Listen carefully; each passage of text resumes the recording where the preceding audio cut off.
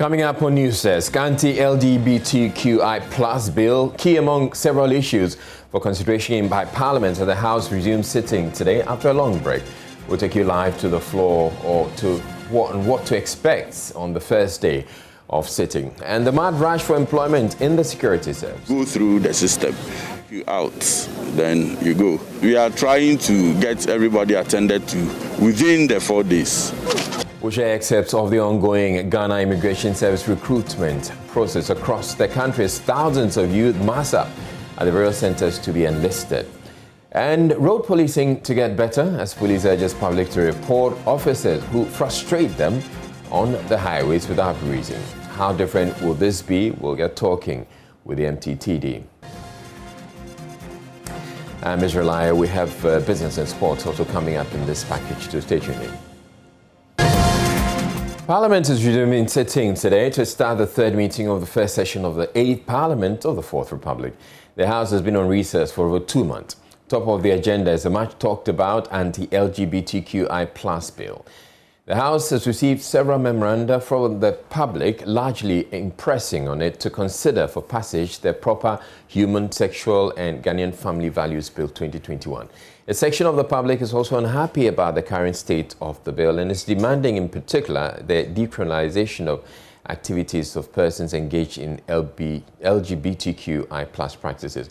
Well, the House is, among others, expected to determine the way forward on this bill. My colleague Kwesi Parker-Wilson is in Parliament for today's session and joins us live with what's on the order paper for today. Good morning to you, Parker. What can you report?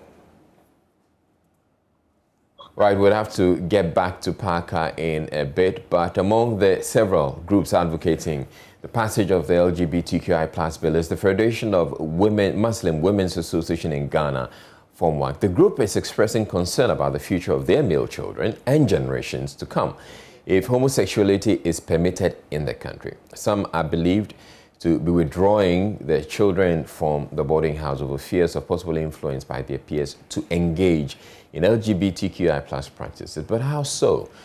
Joining me on Zoom now is the president of the Federation, Madam Birat Ahmed Salit, and her colleague, Dr. Aisha Ali. Good morning to you ladies, and thank you very much for your time. So let me know more about these issues that you've tabled in the memoranda that you've sent to Parliament. And any of you can go with it. You'd have to unmute, Aisha. Good morning to all our listeners. I'm an executive member of the Federation of Muslim Women's Associations of Ghana, Ashanti Regional Branch. And on Thursday, we had a press conference to add on our voices about this topical issue, which as Muslim women, we believe that have a lot of future consequences for us. And as you said rightly, some of the mothers are withdrawing their children from the boarding houses. And this is because most people think that that is where the children are introduced into these like unacceptable acts as Muslims. So this is how far-reaching is getting. Some people are looking at other alternatives, probably getting their kids into much more culturally acceptable ones. Okay, maybe considering day student because they have much more control over the movements of their kids, where they go, what they listen to. Trying to, as much as possible, limit the exposure of the children to these how do you call it? What we call like unwanted or un-Islamic elements, in their moral upbringing to being good, upstanding Muslims. And so it boils down to the fact that for us as Muslim and as women, the concept of LGBTQ plus is more of an abomination, because right from the context of the Quran up to the sooner. There is nowhere that makes room to accept these acts, So it's just unthinkable for the Muslim Ummah, who are women, to be thrown into such a situation. And so people are coming out with all these things to see how best they can limit the exposure. But as Ghanaians and as Muslims, we want to add our voice and our call to what is happening in Parliament now, that as much as possible, the bill should be passed in what is socially and culturally acceptable to the normal Ghanaian, okay? Because for us, the consequences as Muslims is dire, and we fear for the future of our kids. So that is a little I have to say. I'm sure Hajia Kabira, who is the president, also have something more to add on to. Now, Hajia, how different are the fears that you have from the fears expressed by several other bodies who have also submitted a memoranda to Parliament? Right, we can't seem to hear from Hajia, but we will hold on. We'll ask you to hold on, Aisha and Hajia. We're going to Kwesi Parker-Wilson, who is in Parliament, to tell us how or what to expect in Parliament today, especially on this bill and the other things before Parliament. Hello, Parker. So what can you report for us now? All right, so Israel, today, after almost 3 months since Parliament went on recess, today is the day that they have decided to reconvene and continue with their activities. Now, today, we are expecting the majority and the minority leader to both give their welcome address to members of the House, and then the conversation will continue. But of course, we know that this meeting, which is going to last for about 9 weeks, would focus on some key major issues, which is the LGBT bill, which is currently before the committee. Now, we don't know when it's going to be appeared before the plenary or the House, but for now, we know that the committee is still receiving memoranda. Yesterday, a group also presented their memoranda to the committee. And one of the things that Ghanaians are looking forward to is how the debate is going to pan out in the chamber, because it appears that this bill has taken some partisan lines where it appears the minority seems to be very loud on this bill, whilst the majority, the accusation is that they are not too loud on the bill. So there has been some caution and admonition by members of Parliament that they should abandon their political affiliations. Parker, we lost you. We lost Parker for a bit. And, hopefully he can get to join us again to continue with his submission. But if you can hear me, Parker, one of the issues, as you've indicated, it has to do with the bill, which is in contention, and people are not too sure where some of the MPs stand.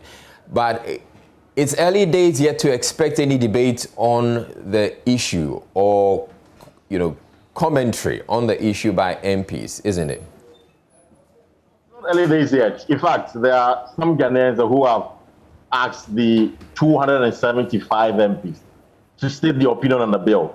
The argument is that even though it appears the minority is the one championing this bill, some members of the minority don't even subscribe to it. And so it'll be important that every single member of Parliament, 275, states their position on the bill so that we know who is for and who is against the bill. Again, there's a conversation about whether or not the majority leader will support the passage of the bill if indeed the House is supposed to approve it. So a lot of Ghanaians are really interested in what is happening. We know that the religious bodies have stated their position. They want the Parliament to pass this bill so that the president can also assent to the bill. So from next week, obviously, we expect that a lot of the members of Parliament would tell us their view on what is happening. So today, largely, will be about welcoming addresses from both sides of the House. The majority leader will give his address, the minority leader will give his address, and also the Speaker of Parliament. But even before that, we are told by the minority members on the Energy Committee that they will be addressing the media. The information we've picked up is on the hikes in fuel prices. They believe that government should scrap some of the taxes on petroleum prices. So the ranking on that committee Mr. John Jinapong, will be addressing the media at 11:30. That's what we've been told. So this meeting is going to be an interesting one. And I'm sure you've heard that some of the majority members have complained that work in the House is no more fun because Parliament, perhaps in recent past, have voted on almost every issue. And so we are expecting more of the NPP MPs to be in the House. If not, many of the government projects or government policies will be, in a way, shut down by the minority. Because if you recall, we voted on the Speaker, we voted on the budget, even the approval of the ministers, and we voted on it. So this is something that the NPP MPs are not too excited about. And so they are asking their members not to absent themselves from the chamber this very round. They need every individual to be in the House so that they can push through the government agenda going forward. So this 9 weeks will be very interesting. And let me remind our viewers, you recall how we went on recess in July, where the committee, the health committee, which investigated the Sputnik, decided to hold the minister before Parliament and also asked the president to even dismiss him. But the speaker said that, well, we are done, let's go home, we are tired, let's go on recess. When we get back, we can continue with the business of the day. So the minority is on the guard this time around, and they will make sure they keep government on its toes so that the things that they need to do for Ghanaians, they will do for them. So this 9 weeks, I can assure our viewers that we're very, very interested. And we will let our viewers also, we'll keep them posted on everything that happens in the chamber. All right, certainly. I mean, it looks like it's set to be a very interesting 9 weeks. And Parker, one of the things you mentioned, which has to do with the minority news briefing on energy, we will be bringing you that live when it happens. And then you're also talking about the other things. But I wanted for us to go back to the LGBTQI plus bill, the anti-LGBTQI plus bill. And the point I was making is that we shouldn't be expecting the MPs to speak to this on the floor any moment from now, because it's going to go through the process. It's going to start with the committee level, right? Yeah, that is true. That is correct. In fact, the committee would have to finish its work, put together their report, and submit the report to the House. So when the report is submitted to the House, that is when the members of Parliament, or let me say the chamber, that is when the members of Parliament will now have the opportunity to wade into the debate. That is where people will advance their argument in favor for or against the bill. And so based on how the debate will go, the Speaker would then decide whether they have to vote or they would have to approve the bill by consensus. And many have expressed fears that looking at the situation, perhaps they might subject the bill to vote. And if we get there, there should be an open vote, not a secret ballot. There should be an open ballot where we know the members of Parliament who voted in favor for the bill and those who voted against the bill. And so for now, on the floor of the House or in the chamber, MPs would not be required to speak on the bill until it is submitted before the House. If you have anything to do, all you have to do is to submit your opinions and your reviews and accession to the committee so that they can put together the bill and then present it to the chamber when the time is due. All right. Thank you very much, Kwesi Parker-Wilson, and he will be bringing you all the interesting developments that's going to take place in Parliament. But let's go back to our conversation with the Federation of Muslim Women and to Madam Birat Ahmed Salis and her colleague, Dr. Aisha. Thank you to you both, and sorry for keeping you on the line for quite a while. But I'd want to come back to you, Madam Birat, and I was asking the question, how different is or are the submissions that you've made in this memoranda from what is contained in other memoranda that has been sent to the committee considering this bill? Okay, for us, thank you so much for this opportunity. For us as Muslims, we believe in the Quran and the Sunnah, and there are strict principles in there, and it is not any different. We are all on the same note because this is something that our culture as Ghanaian, and it is even alien in Christianity. It's not accepted. I mean, we were told about it, about the people of Sodom and Gomorrah and the people of Prophet Lot. in the Quran, they were also destroyed because of this issue of, lesbianism and sodomy, you see. So as much as possible, our women out there or our Muslims out there are very concerned about this situation because it is something that is going to affect us negatively. And a lot of people are in a state of fear, I should say, that some are even thinking of homeschooling their children because they fear that their kids may land themselves into, this situation. And, issues of religion are something that, people are very dogmatic about it. They do not leave any room for doubt or anything about it. So we would want this to be treated with all seriousness, because if we have to take the pain to be going to people to convince them that this, because, the school environment avails their children the opportunity to be able to socialize and know how to relate with people, take them out of their shells to be extroverts and all that.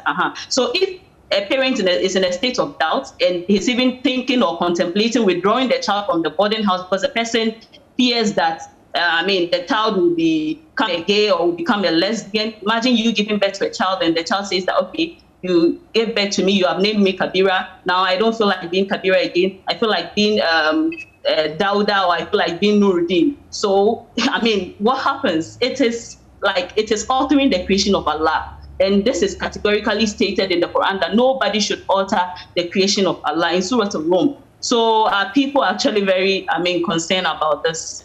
Madam Birat, I heard your colleague earlier mention the fact that there are a number of parents who are considering withdrawing their kids from the boarding school because of these practices. I've also heard you allude to that. But I'd want to believe that there are Muslim schools that you're sending your kids to. And are you suggesting that in these Muslim schools too, we're having these things being influencing the children there? Okay, thank you so much. What I have to say to this is an antisocial behavior. So, if we have children who steal from people, like take what does not belong to them, it is something that will prevail in Christian schools and traditional society and could also prevail in Islamic society. And we are in a world where nobody is an island of her own. No matter what you do, you get to go out there, interact with people. You board a bus today, you meet someone, you exchange contact, you establish a relationship. That if your colleague female tells you that, there's this program, I want you to come along for us to go for this program together, you definitely will not decline. If the person happens to be nice, just with a smile, you say, oh, this person is a nice person. You give in, you go for the dinner. The next minute, I want to go out with you as a girl. Even before I want to go, the person showers you with gifts and all that. You establish a relationship. So you start liking the person. When you start liking the person, you won't know where that will lead to. Yeah. And like I said, we are from diverse background. And this LGBTQ thing is something that it started long ago. We started hearing of it long ago. And from what we have heard from people is that sometimes people give this small children. We see videos on social media where there was one popular video about 2 years ago where a small boy was seen having anal sex, the sort of gay sex with another small boy. And somebody interrogated them and he said, why in a chair or something? And the boy said, Pakwesi. All right. So you also appreciate that this is also likely to happen even if you bring the kids home. But we would have to end the conversation here because thank you to you both, Dr. Aisha Ali and Madam Birat. I'd have to take our viewers live to the conference center now for excerpts of the orientation for the newly confirmed MMDCEs. Speaking now is the local government minister, Dan Boche. Leadership and team building.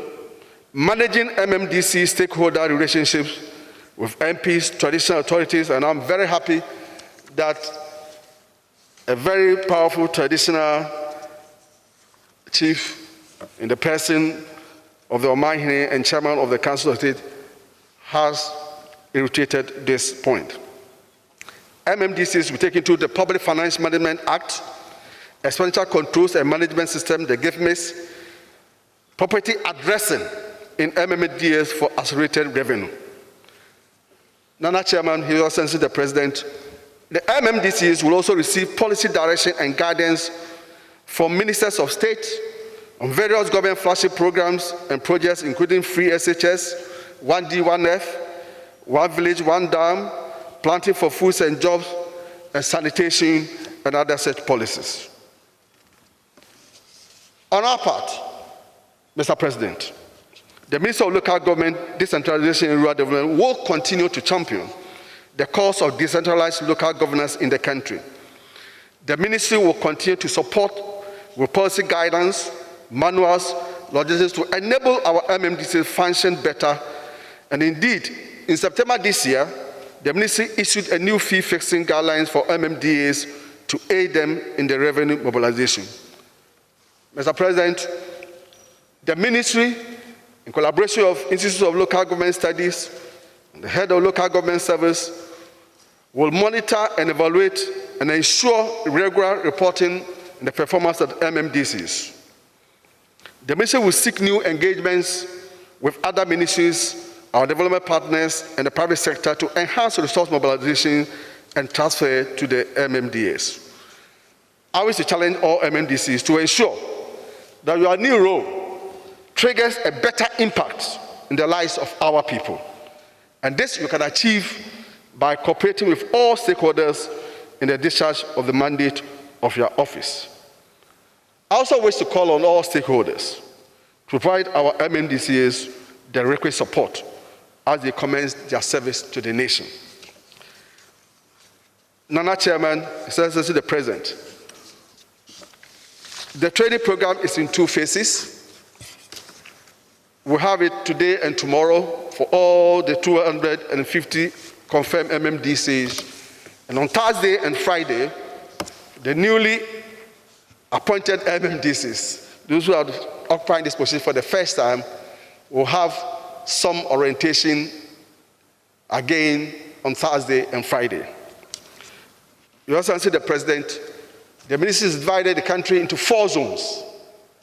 And in the next 1 month, we'll go into the zones and have more training, capacity building in the zones with the various MMDAs championed by the regional ministers in these zones. Today, I will add my voice to the thanks, even though there's a vote of thanks on the program for Nana Chairman and also Your Excellency the President for gracing the occasion.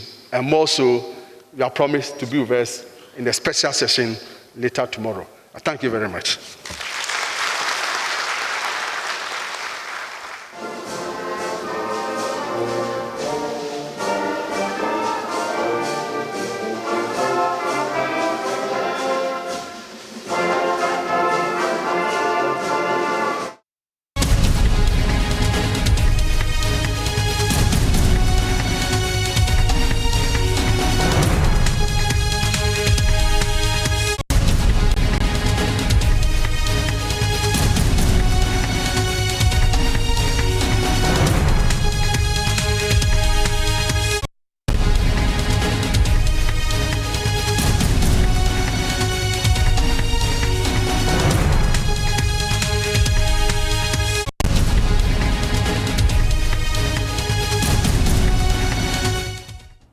Right, so we're turning to the Accra International Conference Center where the President is about to address the MMDCE's training. So we're going over in a bit. That's a live shot of the orientation of the Accra International Conference Center, the main hall, the auditorium, where we're expecting the President will speak in a bit. We're having the MMDCEs who have been confirmed so far undergo orientation, which is what we have. We will take a break and return immediately. The President is about to speak, so we can get him live.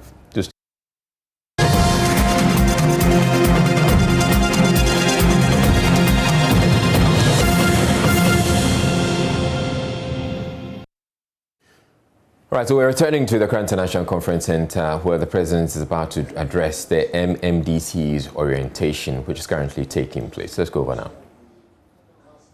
Nana Utu-Sribo II, Greater Accra Regional Minister, members of the Council of State, Minister for Local Government, Decentralization and Rural Development, and Member of Parliament for Okre. Ministers, regional ministers and deputy ministers of state, members of Parliament, chief directors, head of the local government service, metropolitan, municipal and district chief executives, fellow Ghanaians, ladies and gentlemen, I'm happy to see the metropolitan, municipal and district chief executives from all parts of the country gathered here this morning, even though not exactly a full house. Indeed, out of the total of 261 nominees, 250 of you have so far been approved by your respective assemblies. I'm hopeful that the remaining 11 will join you very soon. To you gathered here who have made it, I say a big ayiko on your nomination and subsequent approval.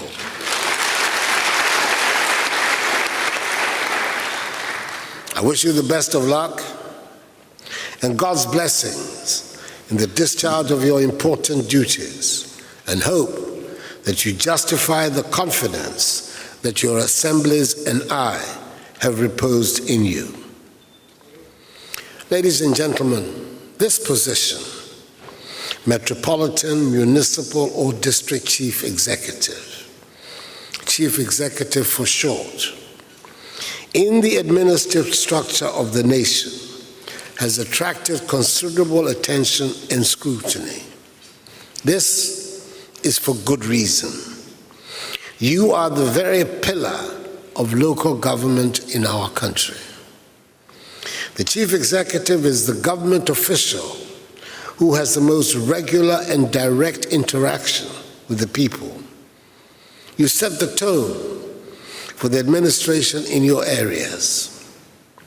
That is why the Constitution in Article 243 provides that you preside over meetings of the Executive Committee of the Assembly.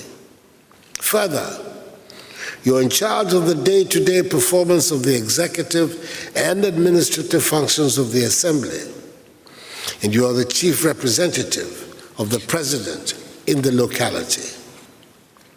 The people of Ghana spoke loudly and clearly on 7th December 2020. They gave me 4 more years to do more for them.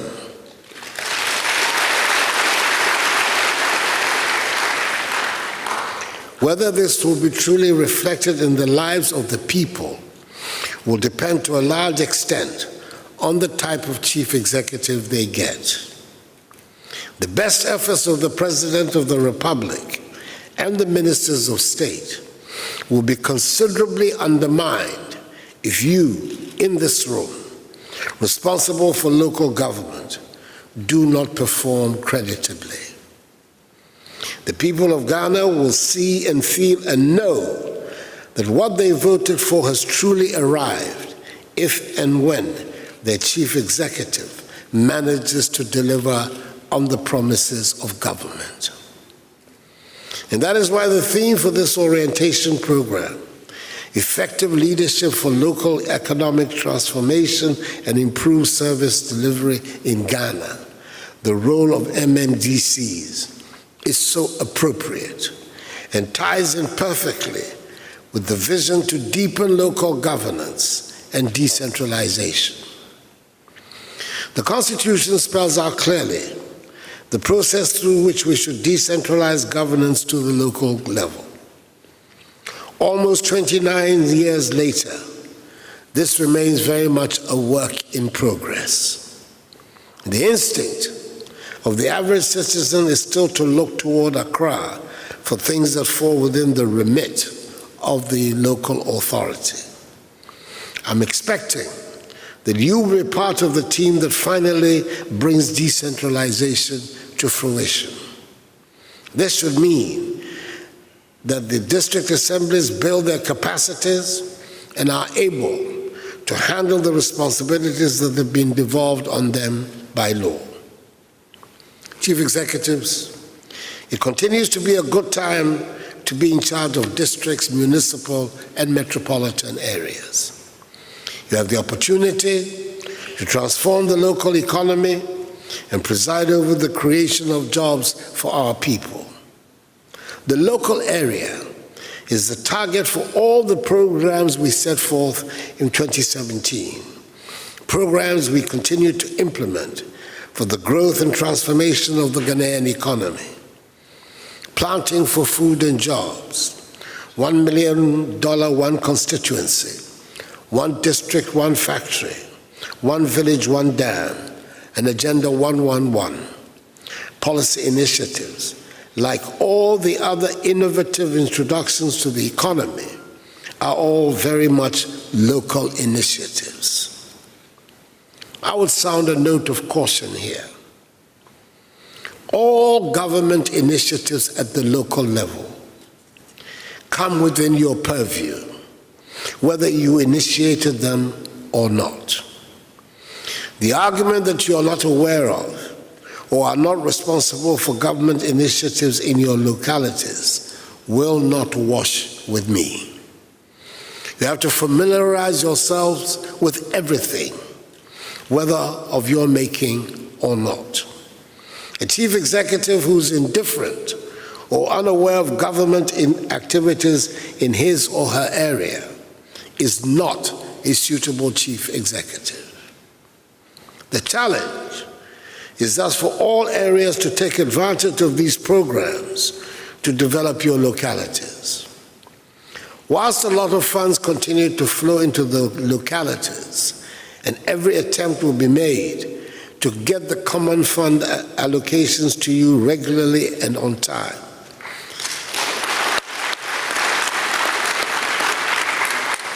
I encourage you to work to increase internally generated funds. You will not make the progress you should if your development programs are solely dependent on the relatively modest sums you get from the common fund allocation. But at the same time, please apply your common fund judiciously towards the execution of planned and approved projects. It is not for recurrent expenditure and should not be used, misused, or abused. It is a good idea quickly to get your assemblies to restructure your financial operational system and targets to take advantage of the new initiatives introduced by government to promote accelerated economic growth. There is a lot of work to be done to make our assemblies work as they are expected to do. You should start by making sure you acquaint yourself with all the relevant laws and work in close collaboration with your assemblies, traditional authorities, opinion leaders, religious leaders, and other key stakeholders in your localities. You must also ensure that the assemblies function effectively and efficiently, especially in the substructures. Avoid getting involved in unnecessary conflicts that rather dent the image of the assembly and, by extension, government. Rather, work with your staff, deepen transparency, and promote popular participation and accountability at the local level. These are the hallmarks for successful leadership and the attainment of results. If you are fruitful in this, then we'll be making good progress towards strengthening the structure of our governance system and bringing democracy and progress to local government. Be reminded, however, that I will not hesitate to disappoint any MMDCE who does not live up to expectations. I must remind you that whereas the Minister for Local Government, Decentralization and Rural Development, in the person of the hard-working and dynamic Honorable Dan Kwaku Butchie, Member of Parliament for Okra,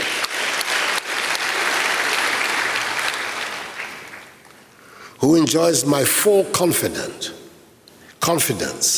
has oversight responsibility for decentralization, implementation, and local government.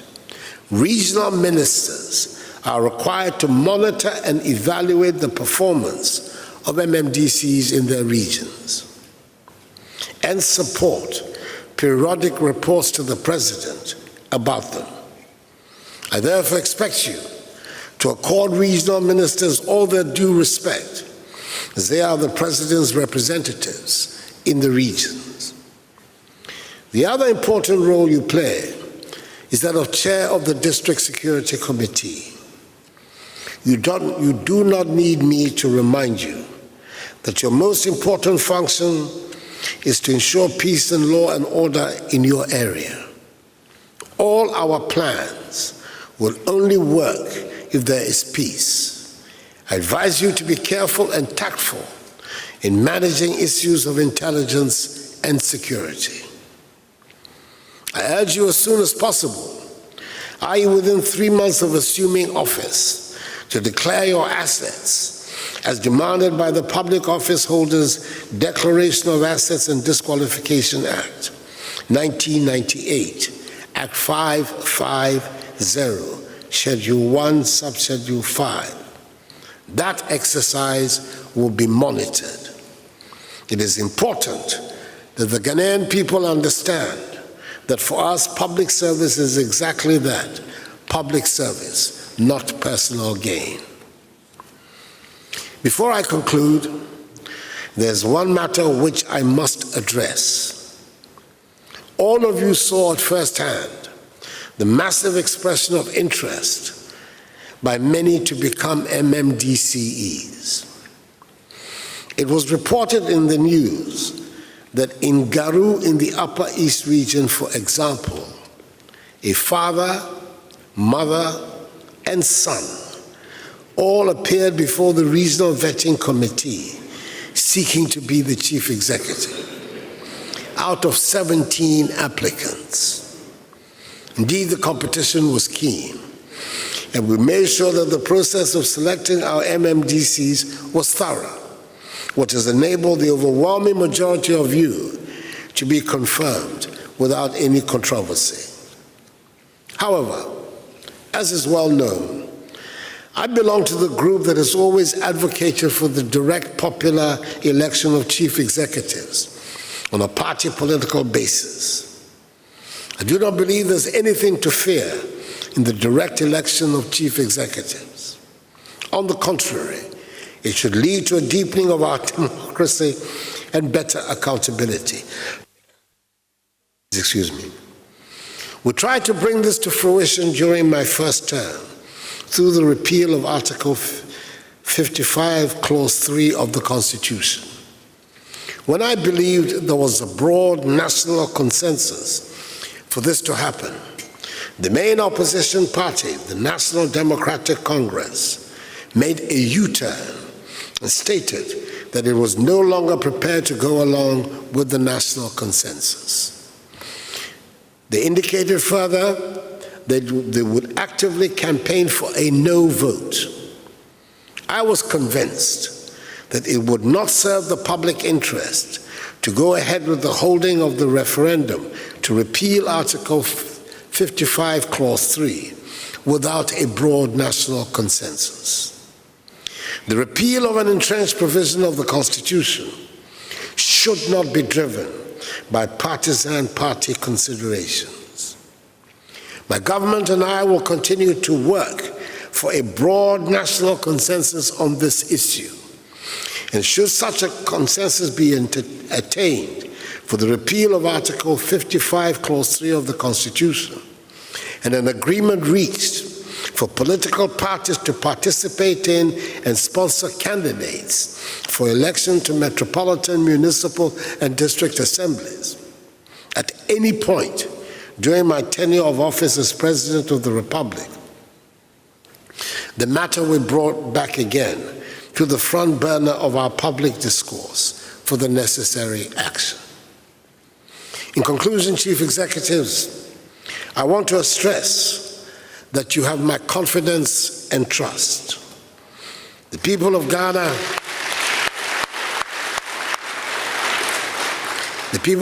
have put their hopes in us. We do not who dare not betray their trust. This is a sacred opportunity. Join me to make this nation the happy and prosperous place it should be. I wish you a successful program and traveling mercies back to your localities. May God bless us all in our homeland, Ghana, and make her great and strong. I thank you for your attendance. So that was President Akufo-Addo addressing the MMDCE orientation taking place at the Accra International Conference Center. Let's go over now. Now, back in the studio, Volta Regional Police Commander, DCOP Edward Udru Kwating is addressing the media on the general security situation in the region and the preparedness of its personnel to deal with it accordingly. We'll be bringing you that after the break. Do stay tuned.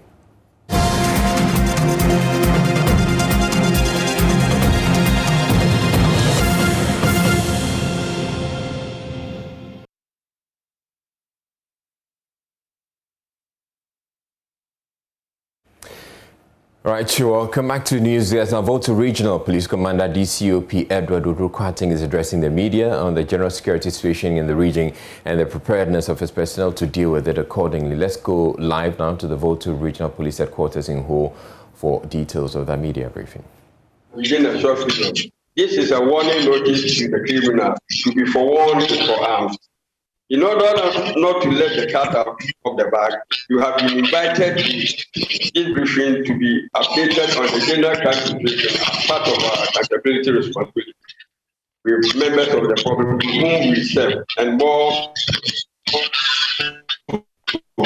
solicit their maximum cooperation in crime fighting. I will therefore allow our regional crime officer to give you details of how we have combated crime in the region this year. On this note, ladies and gentlemen, I thank you all for coming, and I hope that this meet the press will be sustained, preferably each other. Thank you.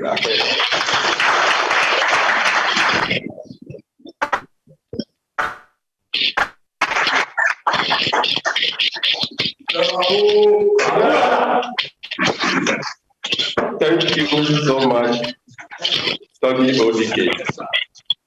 Now, as indicated in the concluding part of the presentation, we are going to go into the details. And that is in the form of presentation. And so what we're going to do is we'll turn our seats so we face the screen, and then the presentation will start. Thank you.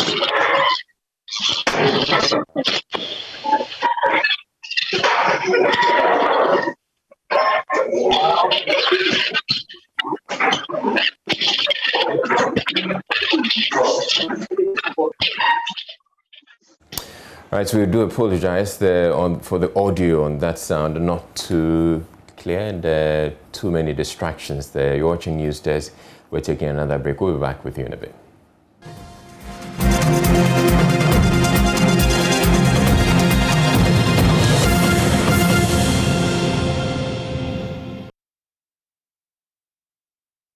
Thousands of youth have massed up at the various centers where the Ghana Immigration Service is screening applicants for enlistment into the service. Love Films Erastus Asaridonko visited the Kumasi Center and gave this account of the process earlier on the AM show. And so you can see two tents in here, one for females and the other one for males. And what they do specifically in those tents. You have stretch marks. If you have stretch marks as a lady, it could disqualify you. If you do have used bleaching cream, and so if you do have effect in the body that comes with the bleaching, excessive bleaching, that one can also disqualify you. If you have a flat foot, they will check that. If you have a flat foot, that one can also help you with the kind of training they go through. Then they are looking for the body piercing. If you have any body piercing, they could disqualify you. If you are a man and you have earring piercing, you are disqualified. If you are a woman, if you have double piercing or multiple piercing with the earring, that one can also disqualify you. If you have tattoo in any part of your body, that one will also disqualify you And so those are the processes. You could see those tents. When you go from there, the last one you see here, then they check your educational background, they check your documents that you brought.